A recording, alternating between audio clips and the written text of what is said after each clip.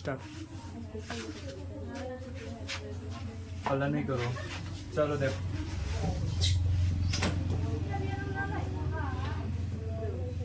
हम लोग पढ़े हुए थे ना हिस्ट्री के बारे में। हिस्ट्री का पिता किसे कहा जाता है? हेरोडोटस।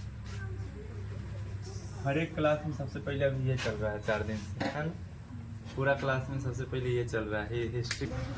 हाँ चलिए देखिए, हिस्ट्री का पिता हेरोडोटस। इसका कैगो भाग था? 3। आज थोड़ा सा पीछे से चलेंगे इसको लेके। पीछे से क्यों लेके चलेंगे इसको, अभी आपको थोड़ा देर में समझ में आएगा कि इसको पीछे से लेके चलना क्यों अनिवार्य है। हिस्ट्री का कैगो भाग? 3 गो। प्रागैतिहासिक,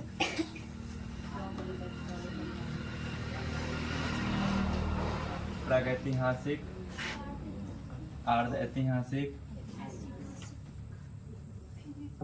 है ना? एगो था ऐतिहासिक। पीछे इधर तक आ रहा है ना, इधर तक, इधर हाँ, प्री हिस्टोरिकल, प्रोटो हिस्टोरिकल और ये हिस्टोरिकल, ठीक है? इधर पूरा इधर तक आ रहा है ना, कोई दिक्कत नहीं है। इसके बारे में हम लोग पढ़ लिए थे और ये भी लगभग खत्म हो चुका था, है ना? मतलब अर्ध ऐतिहासिक और प्राग ऐतिहासिक दोनों खत्म हो चुका था, ठीक है? अर्ध ऐतिहासिक यानी जिसका कोई लिखित सबूत नहीं है उसको क्या कहेंगे? प्राग ऐतिहासिक, ठीक है? अर्ध ऐतिहासिक जिसको लिखा गया है और पढ़ा नहीं गया उसको क्या कहेंगे? अर्ध ऐतिहासिक, ठीक है? आगे हम लोग को आएंगे ऐतिहासिक में। इसको पढ़ने से पहले एक क्लास हमको देना होगा इसमें कि आखिर में ये सब चीज सीखते कहाँ से हैं, ठीक है? जैसे कि ऐतिहासिक का 4 गो भाग।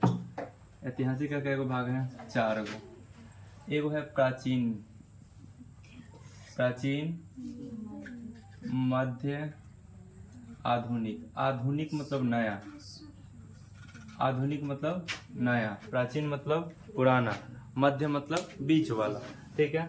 और लास्ट में आता है विश्व इतिहास। विश्व इतिहास, विश्व इतिहास यानी इसमें जो है ना पूरे विश्व के बारे में पढ़ना है। कब कहाँ पे कौन सा राजा हुए, क्या ना अत्याचार हुआ किस देश पे, है ना? विश्व में पूरे विश्व के बारे में पढ़ेंगे, ठीक है? याद रहेगा? कोई दिक्कत है इसमें? सेम है, कोई दिक्कत नहीं। ऐतिहासिक को पढ़ने के लिए कई भाग में बांटते हैं? 4। ऐतिहासिक का कई भाग? 4 गो। प्राचीन, मध्य, आधुनिक और विश्व इतिहास, ठीक है? इसमें जो है ना प्राग ऐतिहासिक में लिखित स्रोत नहीं था, लिखित कोई सबूत नहीं था। उधर मार्कर होगा, लेकिन लिखित कोई सबूत नहीं था, यानी प्राग ऐतिहासिक में कोई लिखित सबूत नहीं था, ठीक है? तो उसका जानकारी कहाँ से मिला? तो जो पुराने समय में जो सामान मिला, जैसे कि पाषाण काल था, पत्थर का सामान मिला, तो इससे यह अनुमान लगाया गया कि उस समय के लोग जो है ना पत्थर का उपयोग करते थे। लेकिन कितना पुराना पत्थर था, क्या था, इसका कोई जानकारी उपलब्ध नहीं है, ठीक है? तो उसको पढ़ना हम लोग को जो है ना थोड़ा सा आसान था, ठीक है? अर्ध ऐतिहासिक, इसमें लिखित सबूत है लेकिन लोगों को जो है ना यह जानकारी नहीं हो पाया कि यह लिखा कहाँ से गया है, ठीक है? समझ में आ गया? लेकिन इसमें जो है ना लिखा गया है तो इसका सबसे पहले जानकारी होना चाहिए कि आखिर में जो लिखा गया है वो कहाँ कहाँ लिखा गया है, तो हम लोग उसको जानकारी करके पढ़ेंगे। तो इसमें सबसे पहले पढ़ेंगे ऐतिहासिक का स्रोत। स्रोत, स्रोत मतलब होता है कि जिस जगह से हमको जानकारी मिलेगा। जैसे कि आपको मान लीजिए कहीं किसी गांव में झगड़ा हुआ, ठीक है? तो आपको कोई आके बताएगा कि उस गांव में झगड़ा हुआ, तभी ना आपको जानकारी होगा कि हाँ वहाँ पे हुआ, है ना? अब वो आके झूठ बोलेगा तो आपको झूठा जानकारी मिलेगा, सही बोलेगा तो सही जानकारी मिलेगा। तो इतिहास का जानकारी हमको जहाँ से प्राप्त होता है, यानी ऐसा का चीज, वस्तु, जगह जहाँ से हमको इतिहास के बारे में जानकारी प्राप्त हो उसको क्या कहेंगे? ऐतिहासिक स्रोत कहते हैं, ठीक है? याद रहेगा? इतिहास के बारे में जहाँ से जानकारी प्राप्त होगा उसको क्या कहेंगे? ऐतिहासिक स्रोत कहते हैं। ऐतिहासिक स्रोत 3 गो है। ऐतिहासिक स्रोत कै गो है? 3 गो। ऐतिहासिक स्रोत कै गो है? 3 गो, ठीक है? भारत के इतिहास को पढ़ने के लिए स्रोत कै गो है? 3 गो। एगो है पुरातत्व, पुरातत्व, तत्व हो गया। ये वो क्या हो जाएगा, पुरातत्व। दूसरे क्या है, विदेशी यात्री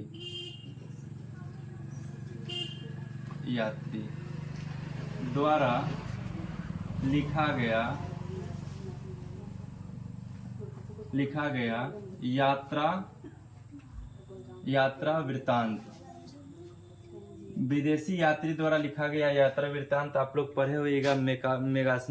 मेगास्थनीज का लिखा हुआ था एगो किताब इंडिका, है ना।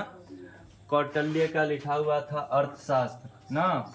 इब्न बतूता का रिहला आप लोग पढ़े हैं ना। यानी यह विदेशी यात्रियों द्वारा लिखा हुआ एक किताब था जिसके बारे में जिसमें भारत के बारे में जानकारी मिलता था।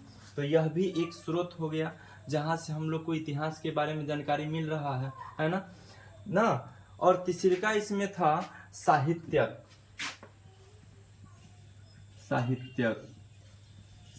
स्रोत, यानी कोई पुराना किताब ना जिसमें लिखा गया है, भारत में ही लिखा गया है, भारत के लोग ही लिखे हैं ना।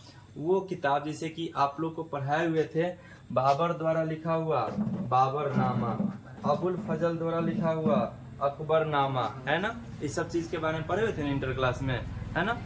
तो ऐसा का स्रोत जो विदेशी लोगों द्वारा लिखा गया है उसको विदेशी यात्री का यात्रा वृत्तांत कहेंगे, है ना। यहाँ से इतिहास के बारे में जानकारी मिलेगा। साहित्यक यानी अपने देश में भी बहुत ऐसा का किताब लिखा हुआ है ना। उसके बारे में भी आपको बताएंगे। बहुत ऐसा का किताब लिखा हुआ है जिससे भारत के इतिहास के बारे में जानकारी उपलब्ध होता है, ठीक है। सबसे पुरातत्व, पुराना कोई ऐसा का स्रोत ना जिसको देख के पढ़ के हम लोग क्या कर सकते हैं, तो इतिहास के बारे में जानकारी प्राप्त कर सकते हैं। उसको क्या कहेंगे, पुरातत्व स्रोत कहेंगे।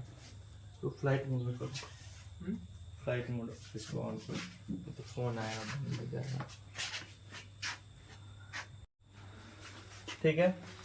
पुरातत्व यानी पुराना कोई स्रोत। तो पुराना स्रोत में कैगो चीज था उस समय, पुराना स्रोत में कैगो से आपको प्राप्त होगा, 2 गो। पुराना स्रोत कैगो हैगा, 2 गो। पुराना स्रोत कौन कौन 2 गो होगा, कोई बता सकता है, एनीवन। पुराने समय में लोगों को किस चीज से जानकारी मिलता था, अर्ध इतिहास में भी पढ़े हुए थे। सबसे पहले सिक्का, कि कौन सा सिक्का कब चलता था, है ना। दूसरा नंबर में आइएगा तो अभिलेख, क्या हो जाएगा, अभिलेख ना। पुराने समय में बीते हुए अगर किसी घटना को कहीं पे लिख दिया गया है ना, चाहे वह दीवार पे लिखा गया हो, चाहे किसी शिला पे लिखा गया हो, चाहे किसी खंबा पे लिखा गया हो, है ना, तो उसको क्या कहेंगे, अभिलेख कहते हैं। अभिलेख आगे चल के आगे पढ़ाते हैं, अभी थोड़ा देर में पढ़ाएंगे। अभिलेख 4 प्रकार के होते हैं। क्या प्रकार का होता है, 4 प्रकार के। अभिलेख का क्या प्रकार होगा, 4 गो, ठीक है। अभिलेख से पहले चलते हैं हम लोग सिक्का में, ठीक है। सबसे पहला यह जो है ना क्या हो जाएगा, सिक्का। क्या हो जाएगा, सिक्का। सिक्का से हम लोग को क्या मिलता है, जानकारी मिलता है ना। आप लोग 10th क्लास में जब पढ़े होइएगा तो उसमें मुद्रा के विकास के बारे में पढ़ना है। मुद्रा का विकास कैसे कैसे हुआ। आखेट युग था, चम्र युग ना, चमड़ा का उपयोग किया जाता था, सोना चांदी का उपयोग किया जाता था, है ना। इसके बारे में पढ़े हुए थे। चलिए याद रखिए, सिंधु घाटी सभ्यता के लोग सिक्का का इस्तेमाल करते थे। कौन सा सिक्का का इस्तेमाल करते थे, टेराकोटा। टेराकोटा का मतलब होता है कि मिट्टी का सिक्का बनाया जाता था, उसको पका दिया जाता था। वैसे सिक्का का क्या किया जाता था, उपयोग किया जाता था। सिंधु घाटी सभ्यता में कौन सा सिक्का चलाया गया था, टेराकोटा का सिक्का, यानी जो मिट्टी को बना के और उसको पका दिया जाता था, वैसा सिक्का चलाया गया था। मौर्य काल में पंचमार्क सिक्का, इसको आहत या पर्ण सिक्का भी कहते हैं, याद रहेगा, ठीक है। आपसे पूछेगा आहत सिक्का कब चलाया गया था, मौर्य काल में, ठीक है। पर्ण सिक्का कब चलाया गया था, मौर्य काल में, ठीक है। पंचमार्क सिक्का कब चलाया गया था, मौर्य काल में। सीसा का सिक्का कब चलाया गया था, सातवाहन के समय। सिक्का में जो है ना, सीसा का सिक्का कब चलाया गया था, सातवाहन के समय, याद रहेगा। सोना का सिक्का यूनानी लोगों का चलाया हुआ था, यूनान के लोगों का, ठीक है, याद रहेगा। सोना का सिक्का कब चलाया? आपसे पूछा जाएगा सोना का सिक्का यूनानी के समय में। शुद्ध सिक्का जो है ना सोना का कब चलाया गया था? कुषाण के काल में ना। कुषाण राजा हुआ करते थे। आपको इस सब चीज के बारे में आगे पढ़ना है, ठीक है। इसमें ज्यादा डिटेल में नहीं चलिएगा, क्या कि आपको आगे चल के इसके बारे में पढ़ना ही। आपको ये सब चीज थोड़ा सा कम समझ में आएगा, क्या कि इसके बारे में पढ़ना आगे है। खाली एगो सिक्का अभी पढ़ लेना है बस, ठीक है। क्योंकि यह साहित्यिक स्रोत में आता है कि इससे आप इतिहास के बारे में जानकारी इकट्ठा करते हैं। अब सोचिए, अभी हम लोग के समय में जो सिक्का चल रहा है, ठीक है, अभी चल रहा है ना, 1 रुपया से शुरू है, 50 पैसा भी चलता है। आज से 10 साल पहले का कोनो आदमी हो ना, वो 10 साल के लिए कहीं गायब हो जाए, उसको अभी आइए 8 आना दे दीजिए ना, वो लेके खुश कि हाँ 8 आना चलता है ना। लेकिन अब तो 8 आना बंद हो गया है। तो इसका मतलब है कि अगर कोई आदमी 8 आना लेके खुश हो जा रहा है, इसका मतलब है कि वो 10 साल पहले का रहा होगा, है ना, ये सब चीज। तो जब सिक्का जो होता है ना, उस पे डेट भी लिखा हुआ रहता है। अगर डेट नहीं लिखा हुआ है तो आपको ये भी पता रहता है कि कौन सा सिक्का कब चलता था, तो उसके अनुसार से आप जानकारी इकट्ठा कर सकते हैं, ठीक है। दीपक ऊपर देखते रहना। आगे देखिए, शुद्ध सोना का सिक्का कब चलता था? कुषाण के समय में चलता था। अशुद्ध सिक्का सोना का, अशुद्ध सिक्का सोना का। अशुद्ध मतलब, शुद्ध सिक्का मतलब कि पूर्ण रूप से वो सोना का ही बना होता था। अशुद्ध सिक्का मतलब कि सोना के साथ और ही कुछ मिला दिया। जैसे कि आपको देखिएगा, शुद्ध सोना कितना कैरेट का होता है? 24 कैरेट। आप लोग पढ़े हैं, है ना। तो 24 कैरेट का शुद्ध सोना होता है। लेकिन आप कभी जो है ना 24 कैरेट का सोना जो है ना किसी को आभूषण के रूप में पहनते हुए बहुत कम मात्रा में देखिएगा, है ना। क्यों नहीं पहनता है? शुद्ध सोना का जो सोना जो होता है ना, वो ज्यादा मुलायम होता है। आप उसको जो है ना अगर सिक्का लेके इसे तोड़िएगा तो टूट जाएगा, टूटेगा या मुड़ जाएगा, ठीक है। लेकिन अशुद्ध सोना मतलब होता है कि उसमें 1-2 कैरेट दूसरा ऐसा का धातु मिलाया जाता है जो उसको मजबूती प्रदान करता है। तो शुद्ध सोना का सिक्का किसके समय में चलता था? कुषाण के समय में चलता था, ठीक है। अशुद्ध सोना का सिक्का किसके समय में चलता था? गुप्त के समय में चलता था ना। चंद्रगुप्त ना, समुद्रगुप्त, है ना, गुप्त के समय में चलता था। सर्वाधिक सोना का सिक्का सबसे अधिक गुप्त के काल में, सबसे ज्यादा मात्रा में। याद रखिए, अशुद्ध सोना, अशुद्ध होगा तो कम लागत लगेगा, कम लागत लगेगा तो ज्यादा समय में चलेगा, है ना। चांदी का सिक्का, उससे भी नहीं हुआ तो चांदी का सिक्का चलाया गया। चांदी का सिक्का किसके समय में चला? गुप्त काल के समय में चला, ठीक है। मयूर शैली का सिक्का, वैसा सिक्का जिसपे मोर का मतलब निशान बना हुआ है, किसके काल में हुआ था? गुप्त काल में, याद रहेगा। और गुप्त काल से ही कौड़ी का प्रयोग शुरू हुआ। कौड़ी देखे हैं आप लोग? कौड़ी नहीं देखे हैं? कौड़ी होता है ना, कौड़ी चलता था। 1 कौड़ी, 2 कौड़ी, 3 कौड़ी, 4 कौड़ी, है ना। और कौड़ी फूट जाता था तो उसका उपयोग नहीं होता था, उसका कोई भाव नहीं होता था, है ना। तो कोनो आदमी जो है ना आपसे पैसा वैसा मांगेगा, ले लिया, नहीं दिया, है ना, फिर दोबारा मांगने आ जाएगा तो आप कहिएगा ना फूटी कौड़ी नहीं देंगे, है ना। इसका मतलब हो गया कि फूटल कौड़ी का कोई वैल्यू नहीं होता था, कोई उसका वैल्यूएशन नहीं है ना। तो कहता है कि तोरा नीमन तो दूर की बात है, फूटल कौड़ी तो देवे नहीं करेंगे जिसका कोई वैल्यू नहीं है ना। समझ आ रहा है ना। तो कौड़ी का प्रयोग कब से होने लगा? गुप्त काल से होने लगा, ठीक है। उसके बाद मुगल काल में 1 दिन के लिए चमड़ा का सिक्का चला था। 1 दिन के लिए चला था, हाँ, चमड़ा का सिक्का चला था 1 दिन के लिए। किसने चलाया था? हुमायूं ने। आपसे पूछेगा चमड़े का सिक्का का उपयोग किसने किया था? हुमायूं ने। चमड़ा का सिक्का कितना दिन चला था? मात्र 1 दिन, ठीक है, याद रहेगा। उसके बाद है शेर शाह सूरी। शेर शाह सूरी ने कौन सा सिक्का चलाया? शेर शाह सूरी। दिमाग नहीं है, इतना चिल्लाते चिल्लाते लोग जाते हैं कि भीतर तक आवाज आता है। शेर शाह सूरी ने किसका उपयोग करना शुरू किया? रुपया का।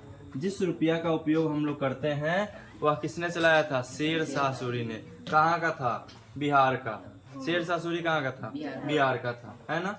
तो शेर शाह सूरी ने रुपया चलाया, जिस रुपया का उपयोग आज तक होते चला आया, है ना। उसके रूप रंग में परिवर्तन हो गया, लेकिन अभी भी हम लोग रुपया का ही उपयोग करते हैं, ठीक है। भले उसका जो है ना मतलब तरीका, जो बनाने का तरीका था उस सब में परिवर्तन आ गया। पहले जो है ना 1 रुपया का सिक्का आता था, उस पर गेहूं धान का बाल वगैरह देखा है ना, अब ठंगा दिखाया जाता है ना। अभी भी ठेंगा वाला आता है, उस वाला पुरानका वाला होगा, उस पे गेहूं का बाल अभी भी मिल जाएगा, है ना। लेकिन अब ठेंगा वाला ज्यादा कर गई, इससे 1 रुपया है ना, 2 रुपया, है ना, इस तरह से मिलता है ना। लेकिन आज भी उसको रुपया ही कहते हैं, उस समय भी उसको रुपया ही कहा जाता था। तो उस समय जो था वो भी रुपया था और आज जो है वो भी रुपया है ना। लेकिन उसका रूप रंग क्या हो गया, बदल गया, तरीका क्या हो गया, बदल गया। लेकिन हम लोग किसका प्रयोग करते हैं, रुपया का। आपसे पूछा जाएगा रुपया का प्रचलन किसने किया था, शेरशाह सूरी ने। रुपया का प्रचलन किसने किया था, शेरशाह सूरी ने, याद रहेगा। आपसे पूछा जाएगा, शुरू से देखिए, आपसे पूछा जाएगा ऐतिहासिक स्रोत के कितने प्रकार हैं, 3 गो। पुरातत्व यानी पुराने समय का कुछ ऐसा का चीज जो अभी भी उपलब्ध हो या उससे जानकारी मिलता है, उसको क्या कहेंगे, पुरातत्व। दूसरी में विदेशी यात्री, जो विदेशी यात्री भारत घूमने आए और भारत के बारे में जो लिख के चले गए ना, उसको क्या कहेंगे, मतलब कि यात्रा वृत्तांत, है ना। विदेशी यात्री का यात्रा वृत्तांत, अलग अलग जो लोग आए उनका अलग अलग यात्रा वृत्तांत है, यानी अपने आने के समय में और यहाँ पे घूमने के समय में और यहाँ से जाने के समय में जो जो चीज देखे उसको लिख दिए, है ना। जो उनको समझ में आया उसको क्या किए, लिख दिए, तो उसको क्या कहेंगे, यात्रा वृत्तांत। तो विदेशी यात्री का यात्रा वृत्तांत हो गया, उससे भी हम लोग को भारतीय इतिहास के बारे में जानकारी मिलता है। तीसरा नंबर में साहित्यक, कुछ ऐसा का किताब लिखा हुआ है ना, आगे अभी बता रहे हैं। साहित्यक को अलग भाग में भी बांटते हैं, ठीक है, इसका भी 2 भाग होता है। तो साहित्यक जो है ना, उस साहित्यक को जो है ना, उससे भी हम लोग को जानकारी मिलता है, ठीक है। अब साहित्यक में क्या है उसको आगे चल के पढ़ेंगे, ठीक है। पुरातत्व, पुरातत्व में क्या जो होता है, 2 गो, एगो सिक्का एगो अभिलेख ना। जिस राजा के समय में जौन सिक्का चलता था उस समय के राजा के बारे में उससे जानकारी। अब मान लीजिए आपको कहा जाए, ठीक है, कि आप अपना मर्जी से एक चित्र बनाइए, है ना। हर एक आदमी जो है ना अपना अपना एक अलग अलग जो भी मन में आएगा चित्र बनाएगा, है ना। आदमी का तरीका भी थोड़ा सा अलग अलग होता है, ठीक है। आपको एकदम अगर एकाएक कोई काम कहा जाए, ठीक है, आप कीजिएगा, एकदम कहा जाए तो करना, आपको सोचिए, थोड़ा सा आप करके देखिए, अपने मर्जी से करके देखिए, एकदम अपना मर्जी से करके देखिएगा, एकदम 1 सेकंड के भीतर में करके देखिएगा, मात्र 1 सेकंड के भीतर में, 1 सेकंड के भीतर में आप करके देखिएगा, ठीक है। सबको बता रहे हैं, सब अपना अपना मन में सोचेगा, हम कहेंगे, हम नाम लेंगे, आपको सोच लेना है, ठीक है। सब अपना अपना मन में सोचेगा। आप जल्दी से एकदम 1 सेकंड के भीतर में एक फल का नाम सोचिए, एक जानवर का नाम सोचिए, ठीक है, सोच लिए। एक ऐसा का चीज का नाम सोचिए, मतलब कि जो आप खाने में पसंद करते हैं, सोच लिए, सोच लिए। इसमें जितना आदमी बैठा हुआ है, ठीक है, आप सब कुछ सोच रहे हैं। आप जो है ना अपने अपने अपने हाथ का 3 उंगली निकालिए, फटाफट, एकदम 3 उंगली निकालिए, निकाल लिए। अब आप सोचिए, इसमें से जितना आदमी बैठा हुआ है ना, 100 में 90% आदमी जो है ना फल में आम सोचा होगा, है ना। जानवर में कुत्ता सोचा होगा, उंगली में 3 गो ये उंगली निकाला होगा, है ना।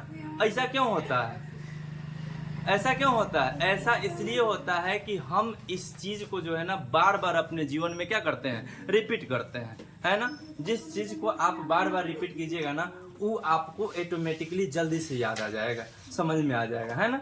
तो हम लोग भी अगर एक चीज को बार बार पढ़ते जाएंगे तो आसानी से क्या हो जाएगा, याद हो जाएगा। तो सिक्का जब जिस समय जिस काल में चलता था, जिस काल में सिक्का चलता था, उस काल के बारे में उस समय के लोगों को, मतलब उस काल के बारे में, उस समय के बारे में जो है ना उस सिक्का पे जो है ना कुछ जानकारी अभी भी साक्ष्य के रूप में उपलब्ध है ना।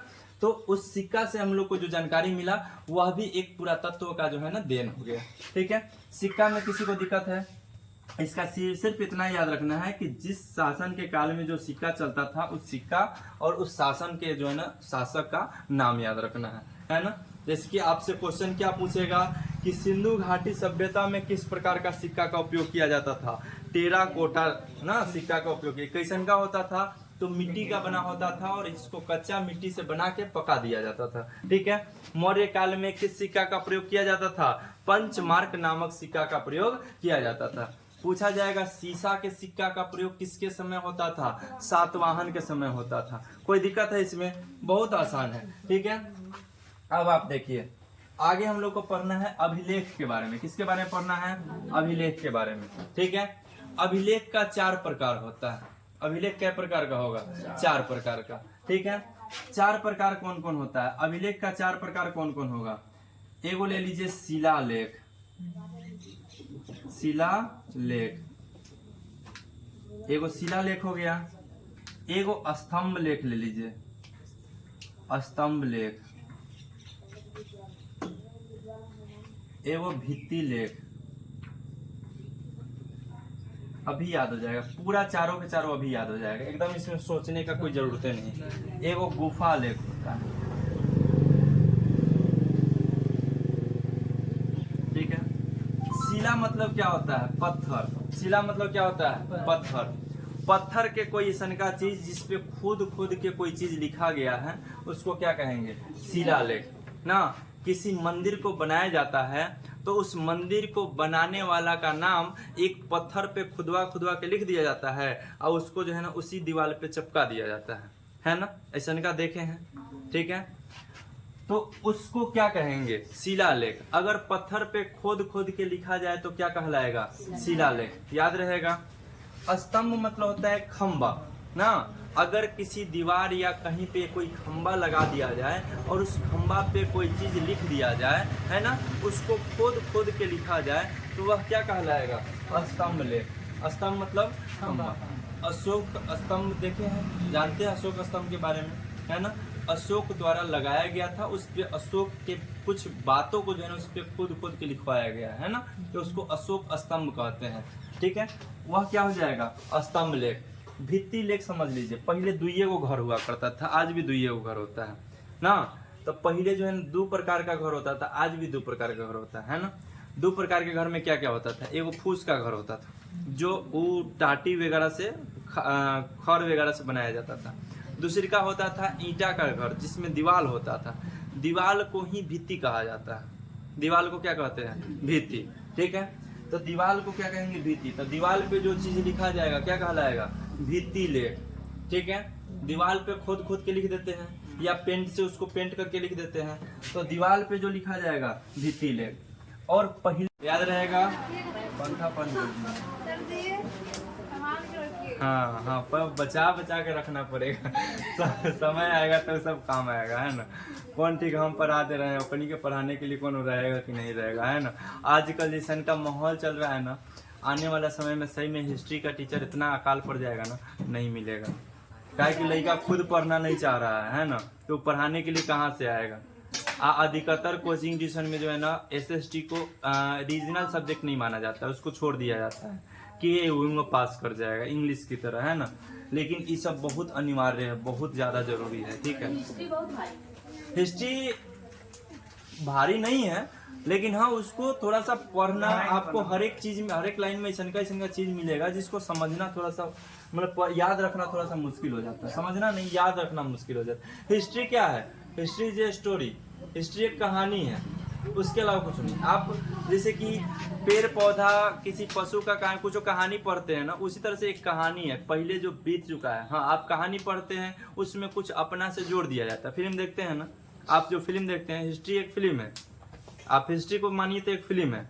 फिल्म जो है ना वो अपना से बनाया जाता है, अपना से क्रिएट किया जाता है कि ये आदमी रहेगा अपना, है ना। हिस्ट्री में क्या है? जो पहले बीता हुआ है आप उसी चीज को पढ़ रहे हैं, है ना। एकदम सेम टू सेम आपको एक फिल्म की तरह हो जाएगा। शिलालेख याद रहेगा। पत्थर पे लिखा जाएगा तो क्या कहलाएगा? शिलालेख। दीवार पे लिखा हुआ भित्ति लेख। स्तंभ पे लिखा हुआ, खंबा पे लिखा हुआ स्तंभ लेख। और गुफा में लिखा हुआ गुफा लेख। वैष्णो देवी का मंदिर कहाँ पे बना हुआ है? पहाड़ों के गुफा में है। वहां पे अगर कोई चीज लिख दीजिए क्या हो जाएगा? गुफा लेख। क्या हो जाएगा? गुफा लेख। अच्छा, दुनिया का सबसे बड़ा मंदिर अंकोर वाट का मंदिर कहाँ पे है?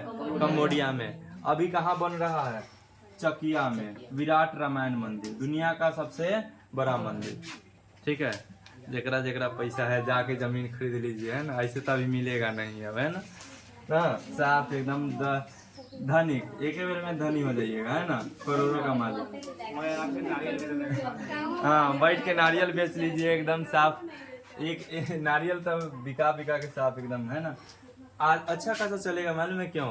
क्योंकि विदेशी यात्री जो है ना, भले मंदिर देखने आए चाहे नहीं आए, लेकिन केसरिया जो बौद्ध स्तूप है वहां पे जरूर आते हैं। क्या है कि चीन के लोगों का जो है ना बौद्ध धर्म का मानना जो है ज्यादा होता है। चीन के लोग ज्यादा करके बौद्ध धर्म को मानते हैं। और केसरिया बौद्ध स्तूप में जो है ना ज्यादा चीन, अब वो आएंगे तो वहां से डिस्टेंस ज्यादा नहीं है, 6-7-8 किलोमीटर का दूरी है।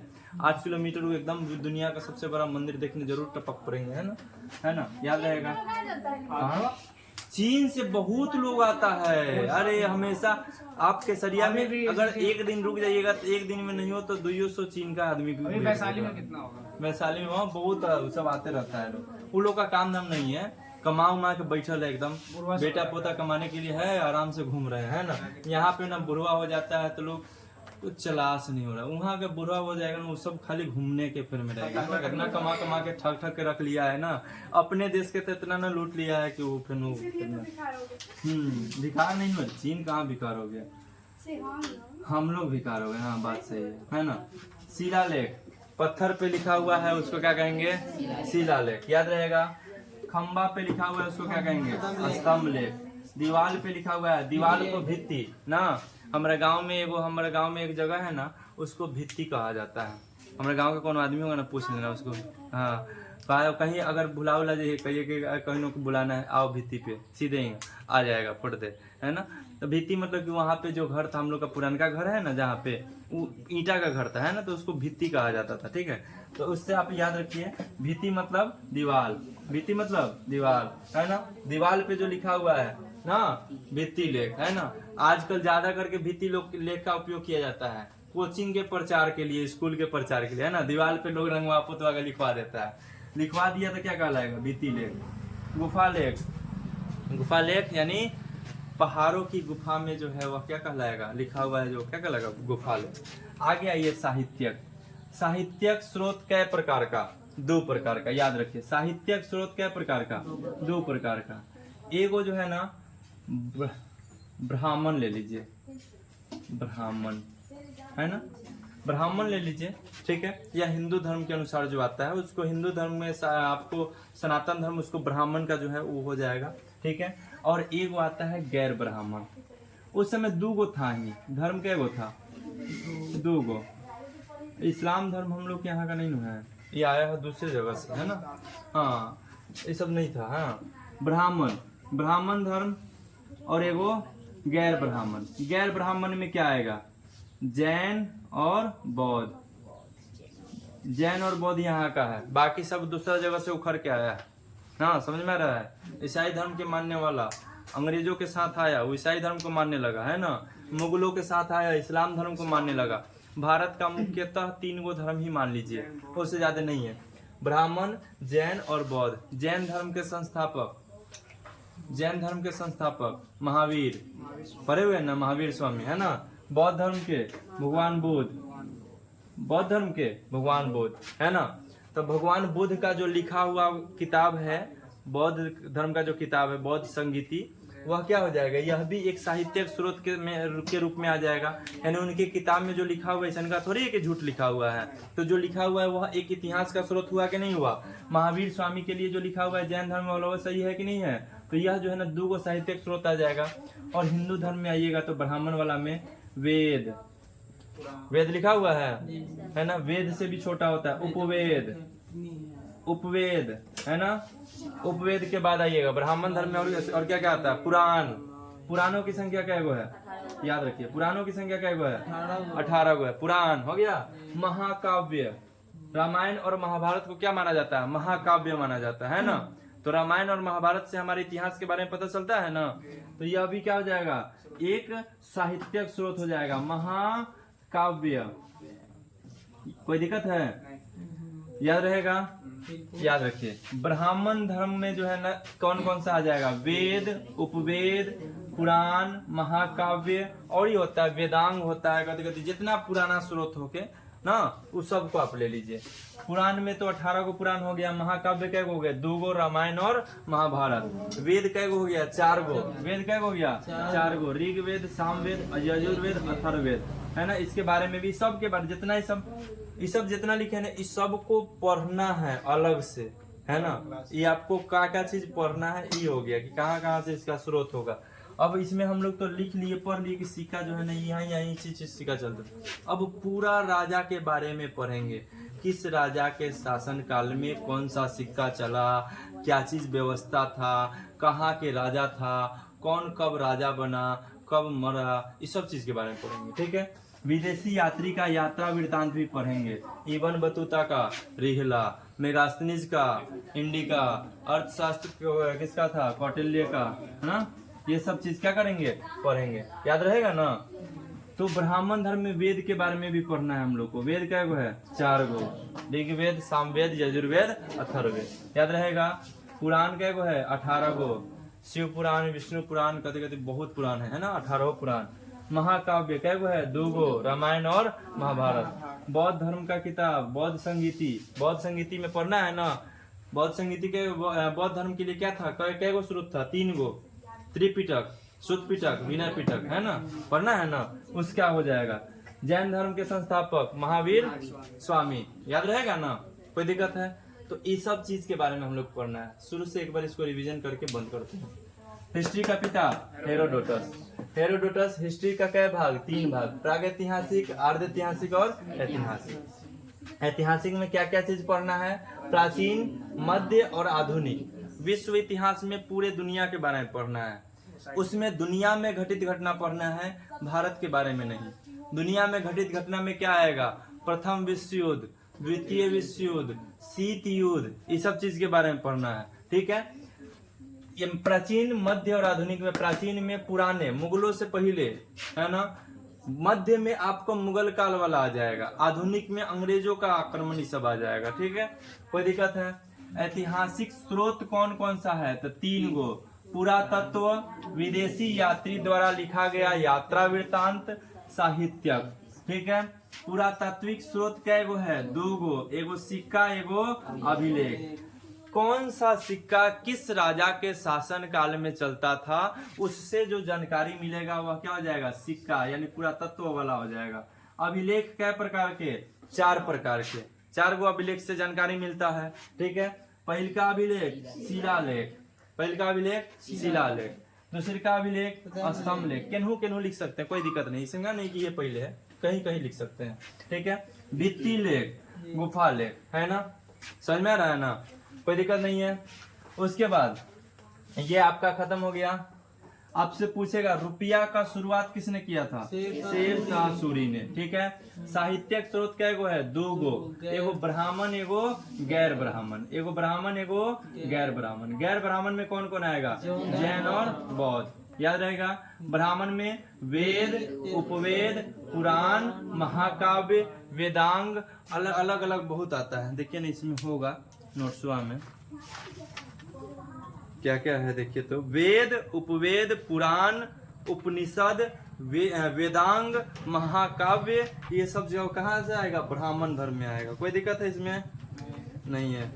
मुगल काल में जो है ना, किस सिक्का का प्रयोग 1 दिन के लिए हुआ था, चमड़े के सिक्का का प्रयोग, है ना। चांदी के सिक्का का प्रयोग सबसे पहले किसके काल में हुआ, गुप्त काल में, याद रहेगा। चांदी के सिक्का का प्रयोग सबसे पहले किसके काल में हुआ, गुप्त काल में। ठीक है, साहित्यक स्रोत को कितने भागों में बांटा गया है, 2 भाग में ना। अच्छा, इसका 2 गो भाग अलग अलग है, गड़बड़ हो गया। 2 गो भाग है, एगो है इसका साहित्य का 2 गो भाग है, इसका 2 गो भाग है, एगो धार्मिक, एगो गैर धार्मिक। धार्मिक एगो गैर धार्मिक, गैर धार्मिक। ठीक है, और धार्मिक का 2 गो है, एगो ब्राह्मण, एगो गैर ब्राह्मण। ठीक है, कोई दिक्कत नहीं। ठीक है, याद रहेगा, कोई दिक्कत है इसमें। ऐतिहासिक स्रोत को कितने भागों में बांटे हुए हैं, 3 भाग में। कौन कौन, पुरातत्व, विदेशी यात्री द्वारा लिखा गया यात्रा वृत्तांत, और तीसरा नंबर में आएगा साहित्यक। साहित्यक एक ऐसा स्रोत है जिससे हमारे देश के जो पुराने समय के जो विद्वान थे वह हमारे देश के बारे में जो लिख के गए हैं उसको क्या कहेंगे, साहित्यक स्रोत। लेकिन अगर हमारे देश के बारे में अगर कोई विदेशी यात्री यहाँ आके लिख के जाएगा उसको क्या कहेंगे, विदेशी यात्री द्वारा लिखा गया यात्रा वृत्तांत। ठीक है, इसमें से ज्यादा क्वेश्चन आपको नहीं आएगा एग्जाम में, कुछ क्वेश्चन आएगा, ज़्यादा नहीं आएगा। ज़्यादा क्वेश्चन अब आएगा कहाँ से, तो जब यहाँ से शुरू करेंगे तब। ये तो हम लोग का एक पढ़ने का स्रोत हो गया कि हाँ यहाँ से हम लोग जानकारी प्राप्त की। आपको ज़्यादा खिंचाएगा तो यहाँ से पूछेगा इसके बारे में, सिक्का के बारे में, कौन सा सिक्का किसके शासनकाल में चलता था। ठीक है, शिलालेख के बारे में पूछेगा, अभिलेख के बारे में पूछेगा। अभिलेख किसे कहते हैं ना, तो किसी ऐसे जगह पे मतलब खुदवा के लिखा गया पुराना स्रोत जिसके बारे में, जिससे पुराने समय के बारे में जानकारी मिले, उसको क्या कहेंगे, अभिलेख कहते हैं ना। अगर वही अभिलेख को पत्थर पे लिखेंगे क्या कहलाएगा, शिलालेख। ठीक है, खंबा पे लिखेंगे क्या कहलाएगा, स्तंभ लेख। दीवार पे लिखा हुआ है भित्ति लेख, याद रहेगा। गुफा में लिखा हुआ है गुफा लेख। कोई दिक्कत है इसमें, कोई डाउट नहीं है। पीछे वाला याद है। पिरामिड बनाने का जो है ना परंपरा किस सभ्यता में था, मिस्र सभ्यता में, याद है। पिरामिड बनाने का सभ्यता कहाँ था, मिस्र सभ्यता में। मम्मी बनाने का परंपरा कहाँ था, मिस्र सभ्यता में। मम्मी बनाने का परंपरा मिस्र सभ्यता में, याद रहेगा ना। कोई दिक्कत है, पुरानका वाला याद है। मेसोपोटामिया का सबसे महत्वपूर्ण सभ्यता बेबीलोन की सभ्यता। एक दिन में भुला जाइएगा तो फिर आगे कैसे याद रखिएगा। मेसोपोटामिया का सभ्यता कितना पुराना था, लगभग 10,000 ईसा पूर्व, है ना, याद रहेगा ना। इसका स्थिति क्या है, इराक ना। दुनिया का सबसे पहिलका नगरीय सभ्यता सिंधु घाटी सभ्यता। दुनिया का सबसे पुराना ग्रामीण सभ्यता मेसोपोटामिया की सभ्यता। मेसोपोटामिया की सभ्यता का मुख्य व्यवसाय क्या था, कृषि ना। सिंधु घाटी सभ्यता का मुख्य व्यवसाय क्या था, कृषि और व्यापार, कृषि और व्यापार ना। मेसोपोटामिया के सभ्यता के अंत का क्या कारण था, सिकंदर का आक्रमण, सिकंदर का आक्रमण ना। सिंधु घाटी सभ्यता के मतलब कि अंत का क्या कारण था, तो अंत का कारण निश्चित नहीं है। कुछ लोगों का मानना है कि बाढ़ के कारण अंत हो गया। इसका आपसे पूछेगा ना तो ऑप्शन देगा ना तो आप इसमें खोजिएगा इनमें सभी, क्या है कि सब पूछ देगा, है ना। कह देगा कि सिंधु घाटी सभ्यता के अंत का क्या कारण था, है ना, बाढ़ से, सूखा से, विदेशी आक्रमण से, तीनों दे देगा तो अंत में लिख देगा इनमें सभी, है ना। चुन लीजिएगा इनमें सभी, है ना। सिंधु घाटी सभ्यता का सबसे बड़ा स्थल कौन सा था, स्थान कौन सा था, धौलावीरा, है ना, याद रहेगा ना। सबसे बड़ा नगर शहर कौन सा था, मोहनजोदड़ो, याद रहेगा। मोहनजोदड़ो से क्या क्या चीज मिला हुआ है, स्नानागार, अन्नागार, है ना, चौड़ी सड़क, है ना, सुव्यवस्थित व्यवस्था कहाँ से मिला है, मोहनजोदड़ो से, याद रहेगा। कोई दिक्कत है इसमें।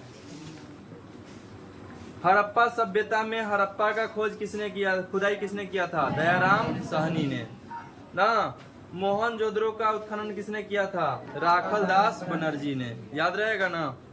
सबसे पहले कौन सा युग था, पाषाण काल, सबसे पहले पाषाण काल के बाद ताम्र काल, ताम्र युग, है ना। उसके बाद कांस्य युग, है ना। अभी कौन सा युग चल रहा है, लौह युग, याद रहेगा ना।